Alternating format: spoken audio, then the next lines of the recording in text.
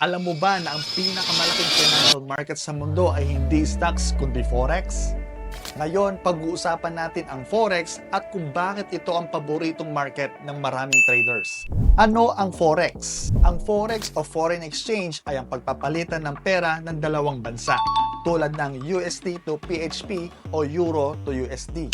Bakit sikat ito? Una, bukod sa 24/5 na bukas, malaki rin ang liquidity. Ibig sabihin, lagi may bumibili at nagbebenta. Pangalawa, kahit maliit ang puhunan mo, pwedeng lumaki ang kita gamit ang leverage. Why trade Forex? Una, open 24/5. Pwedeng mag-trade kahit busy ka sa trabaho o sa iyong negosyo. Pangalawa, low capital requirement. Magsimula kahit $50 lang. Pangatlo, high liquidity. Walang hassle sa pagbili at pagbebenta ng currencies.